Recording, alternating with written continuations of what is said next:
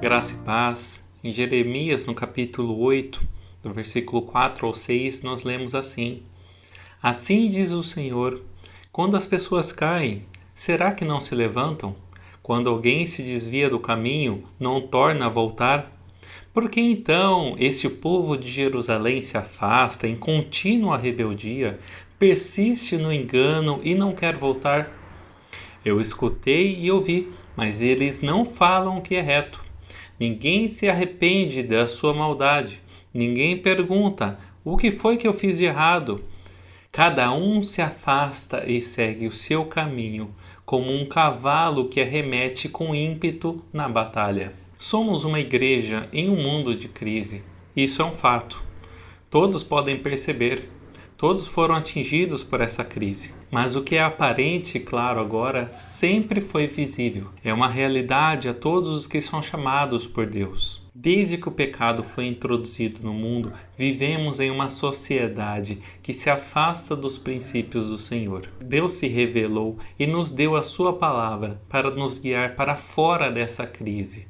Nos deu a solução final. Mas essa solução não é aplicada de um modo fácil. Não é uma simples vacina, rápida e sem dor. Não somos crianças para nos iludir. Deus chamou homens através da história para apontarem um caminho, o seu caminho, para um povo que não desejava enxergar. Moisés trabalhou na libertação de um povo em crise, escravizado, vivendo em meio à idolatria, e os conduziu ao deserto.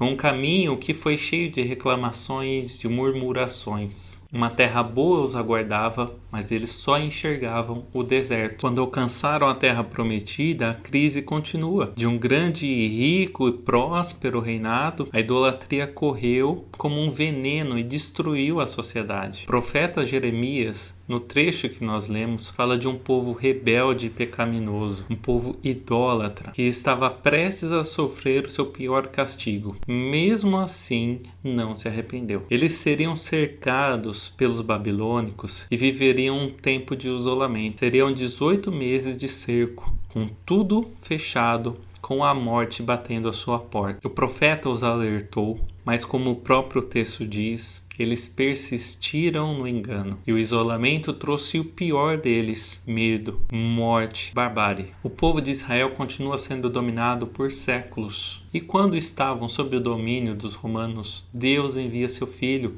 Jesus Cristo. Ele é a solução final para toda a crise, para todos os problemas, para pôr em liberdade as pessoas do pecado, do medo. É a solução para toda e qualquer crise.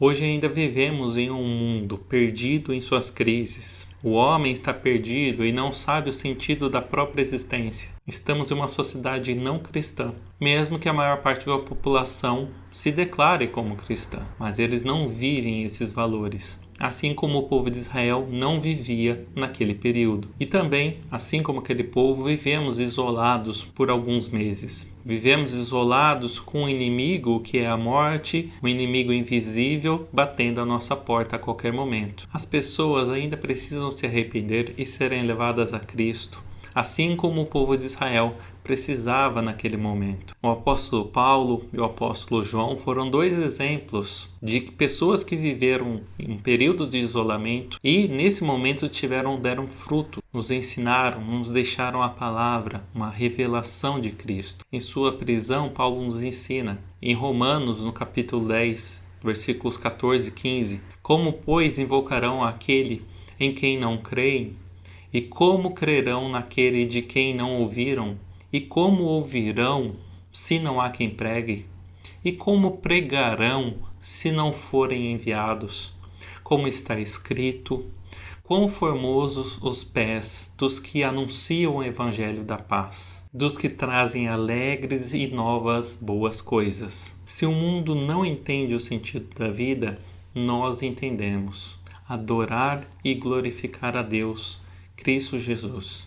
Esse é o propósito da sua igreja, levar toda a mente a Cristo. A igreja precisa cumprir o seu propósito para continuar existindo. Não há desculpas. Não podemos ser egoístas e continuar isolados no nosso próprio mundo. Ele nos deu capacidades e dons para que fossem usados nesses momentos. Mesmo distantes, mesmo longe, nós podemos pregar, nós podemos louvar, orar pelas pessoas, levar a mensagem e o evangelho de paz a todos. Todos nós somos membros do corpo de Cristo e temos uma função. Lembre-se do que significa ser igreja. Somos chamados para fora. E a boa notícia é essa: o mundo está em crise, mas Cristo é a solução. Que você seja fortalecido, meu irmão, pela palavra de Deus, pelas orações, pelas intercessões, pela comunhão, e que Deus te abençoe. Fique em paz.